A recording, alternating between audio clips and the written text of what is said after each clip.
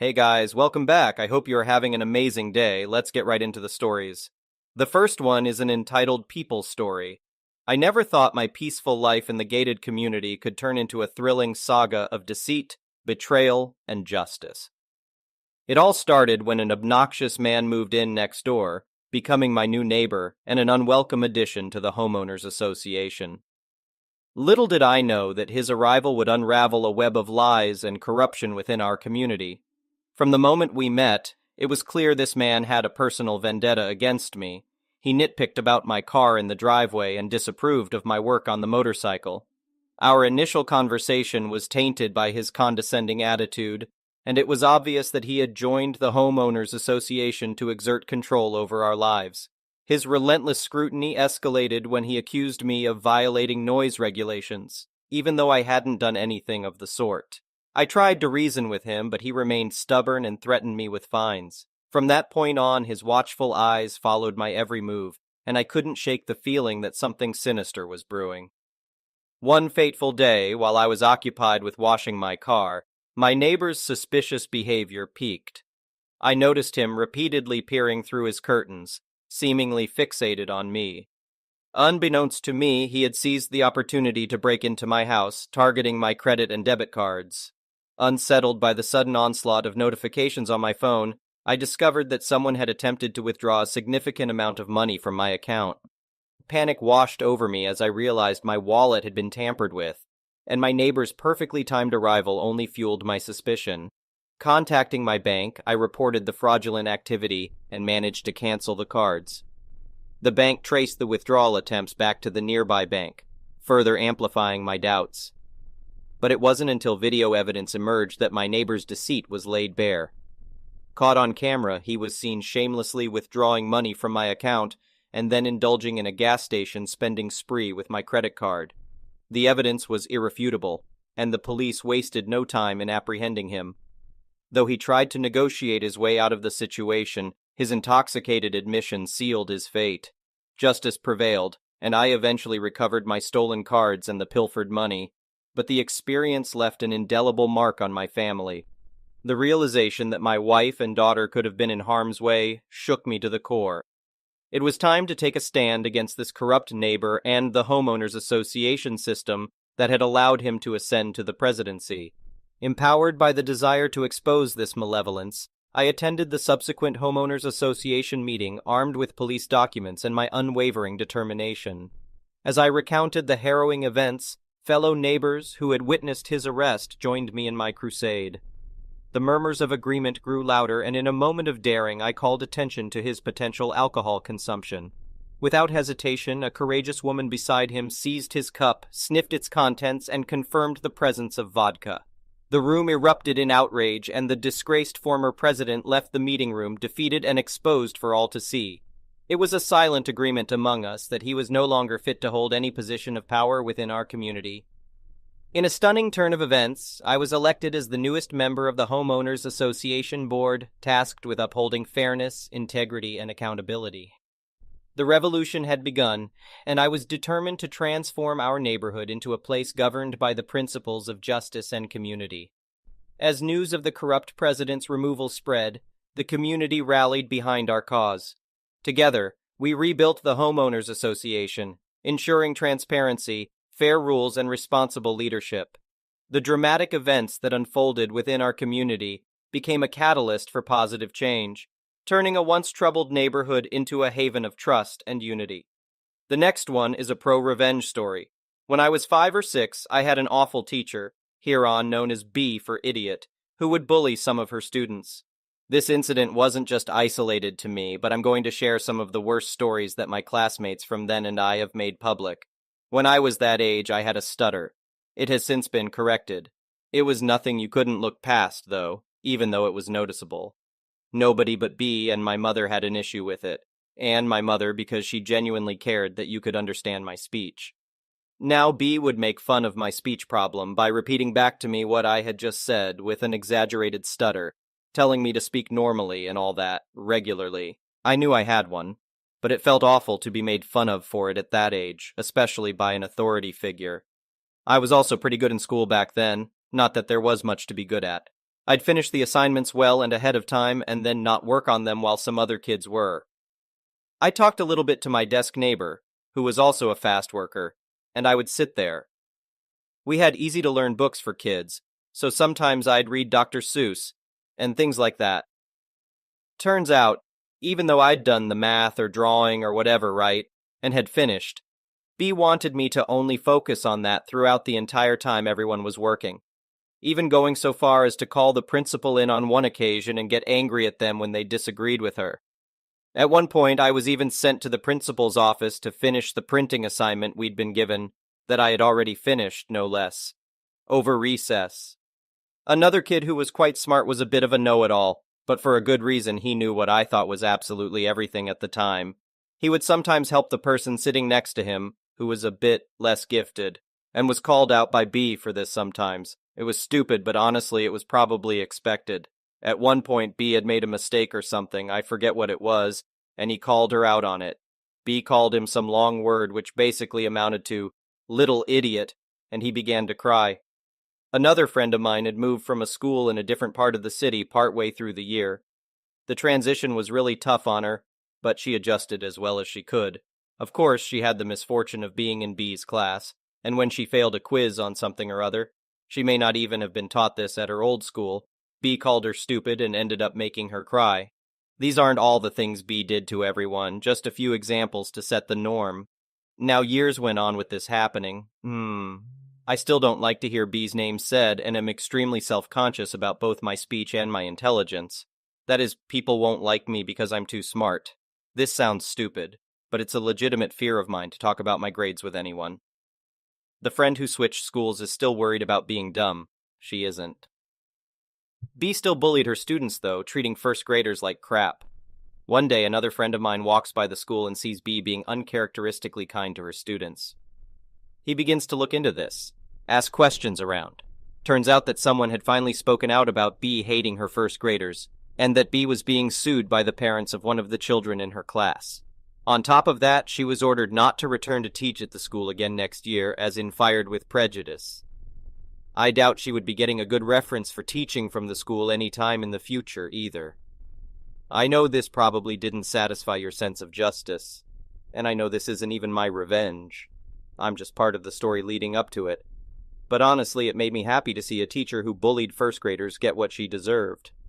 The next one is a petty revenge story. I have 2 stories today that have left me feeling both low and victorious. I have given birth to 2 large babies, my first in 2018, almost 8 pounds, and my second in 2020, almost 9 pounds. Adding COVID to the mix, along with my oldest child, who was adopted, and a foster child for a while, needless to say I've had trouble losing weight and reducing my post-pregnancy belly. However, I've been working hard on it for the past few months, and now I'm noticing that a lot of my clothes are getting looser. So I decided to reward myself by getting some new clothes that fit better.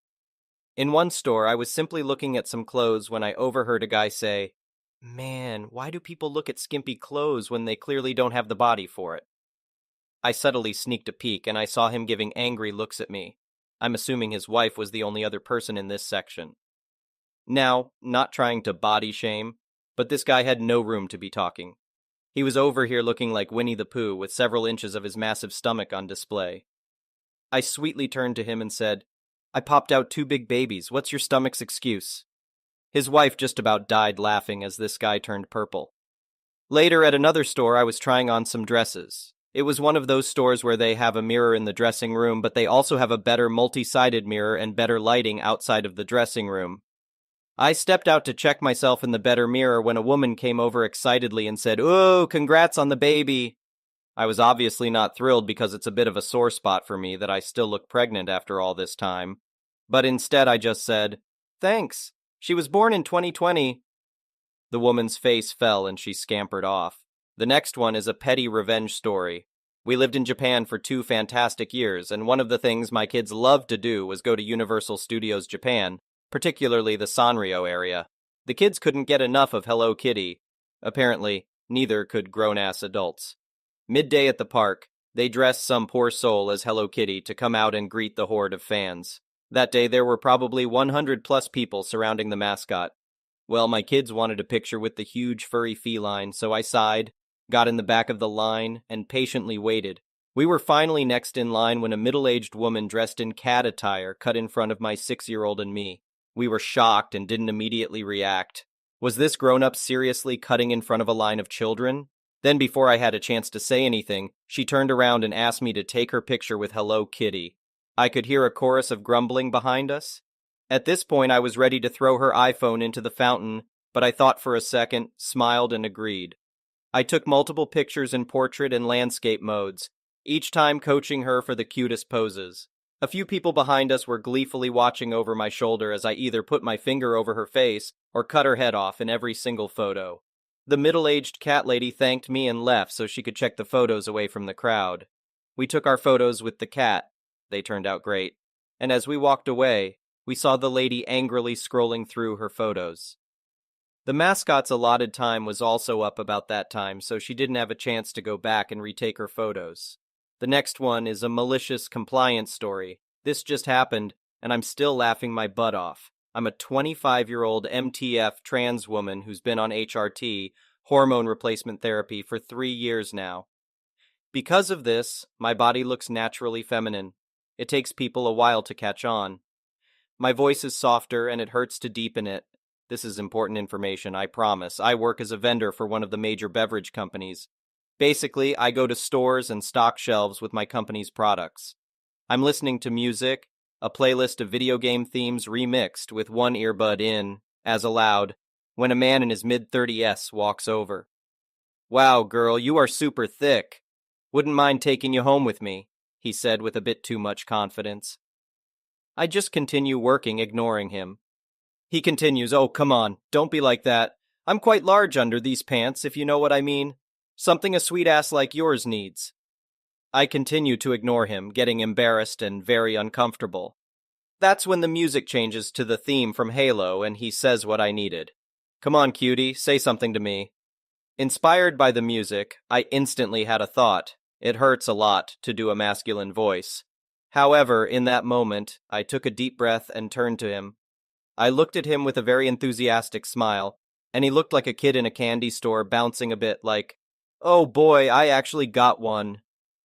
Going back to my roots, I took a deep breath, and in the deepest, most masculine voice I could muster, I said to him, "You're cute as well, sure I wouldn't mind having my way with you." Afterwards, I started coughing, my throat hurting, yet it worked. The dude jumped back a good foot and yelled out, "Oh hell no, duck this, nope, hell no." He ran out of the store so fast, constantly looking over his shoulder as if I was following him. The store's workers were laughing their asses off. Mostly all the female workers. One came up to me and asked, "How did you do that voice? I could never get mine to sound, oh, you're trans. That makes sense." That made my day, and is why I'm still laughing in my car while writing this. The next one is a malicious compliance story. When I, F43, was 19, 20 years old, I worked at the local franchise of a popular steakhouse buffet as a cashier and hostess.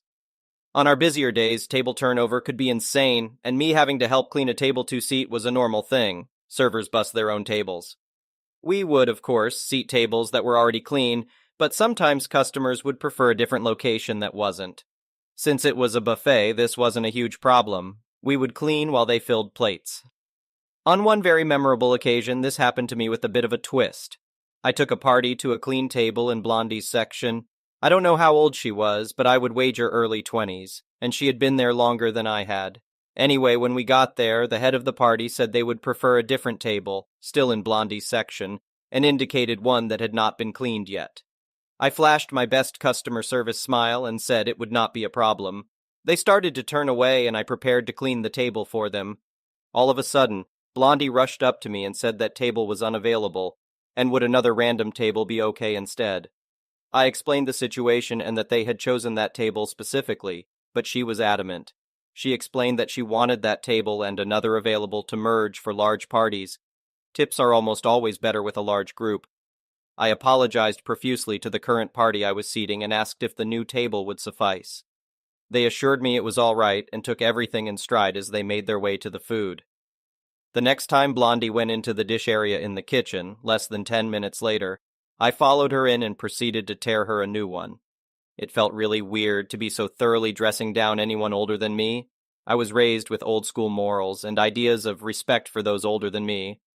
But she had embarrassed me and I told her so, and that what she had done made it look like I didn't know how to do my job. She apologized but held her stance. I was still fuming, so I did what anyone with a teenager brain would do. I went to Mom, or rather the head server and her supervisor. I told Mom what she had done and why, and she told me that's fine. If she wants large tables, she can have them. For the next at least 15 to 20 minutes, every large group that came in was seated in her section. Remember, busy day, so this was frequent. She eventually came up to the hostess station to ask me to stop. I told her to talk to Mom. The next one is an entitled parent story. So, I saw Karen with her child again, but this time in Walmart while I was grocery shopping.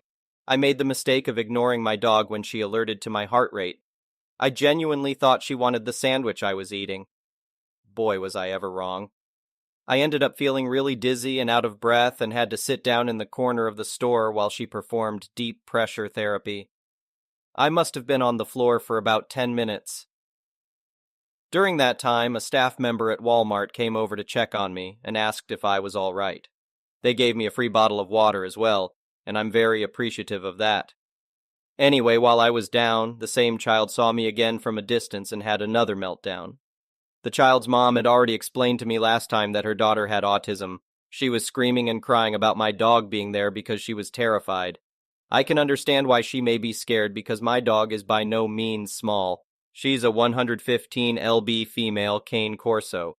Aside from alert and response, she's also trained for mobility assistance. Her breed isn't typically used as a service dog, but she was a natural. I got her as a pet dog, and she became the service dog I needed. She's a 100% good girl. This woman did not leave the store with her child, who was having a meltdown. Instead, she had the audacity to call cop on me. Eventually, the cops did show up, and she kept shouting that I was faking having a disability because I was too young to actually be disabled. And again, that it was illegal for me to have my service dog anywhere near food indoors, and that people like me are the reason why she has had to suffer lockdowns. I'm Asian. She said the least I could do is be considerate and stay home away from everyone and keep my dog at home where it belongs. My dog was very clearly vested with tags that say service dog. I showed the cops my medical note that I carry, stating that I require a service dog. In the end, the manager banned the woman from coming to the local Walmart for a year. The cops only gave her a warning for wasting their time and escorted her off the property. The next one is an entitled parent story. I started babysitting families in my church growing up. Between ages 12, 16, I babysit for over 30 families, and I was highly requested in that community. I knew everyone, and I attended that church since I was 4. Everyone knew me, I knew everyone. Very tight-knit. So I babysit for a family we will call the Smiths. I knew the Smith family since I was 10, and they had children that were younger than me. I helped with these kids for Children's Mass. I knew the family, and we were kind of close because I was one of the kids' helpers in a class unit. Plus, we all knew each other from the church and school. Now I'm 13-ish when this happened. I babysat for this family, the Smiths, and it was going good. They had a pool in their backyard, and the dad had told me to pack a bathing suit. He said, "The kids will probably beg you to swim with them if you don't mind, but you don't have to." So I babysat these kids for about 5 hours. 5. And 4 hours and the husband came home to take a work call, and then he would help with the kids and my parents would take me home. 20 minutes before the dad gets home, the kids want to swim. I agree, and we all get ready. I had chosen a normal bathing suit for a 13-year-old, but I had a larger chest than others my age and the mom of these kids. Now the dad comes home and asks if things are all good. I tell him yes, and he tells me he will find us when he's done with his work call. It's about 5, and he comes out and asks to take another call. He asked to take a picture to send to his wife to let her know I'll watch the kids for longer since he had another call. Told her all went well till the wife shows up. Everything goes good, the kids are having a blast. I help dry them off, help them shower and change as the wife gets ready to take over, and the husband had started making dinner. I was in my oversized shirt bringing the kids downstairs when the wife signals to me. She pulls me aside and begins to shame me. She tells me I will not be getting paid from 5:45 for dressing like a slut in an attempt to stray her husband from me. That my choice of swimsuit was slutty, and she should have known better not to trust me. That I was a whore, and that my boobs would get me nowhere in life, and I was going to be assaulted dressing like that. I was flabbergasted because I'm barely 13 at the time and I wasn't wearing a revealing swimsuit. I nod and profusely apologize because I wore this to the pool and never had any problems, and me and my bestie had matching ones. I was sobbing hysterically, took my money, and sat on the porch waiting for my mom to pick me up. I hear yelling inside. Dad comes out, gives me $50, and goes back to yelling at his wife inside the house. Thank you for watching. I would really appreciate it if you could like the video and subscribe to our channel if you haven't already. We'll see you again.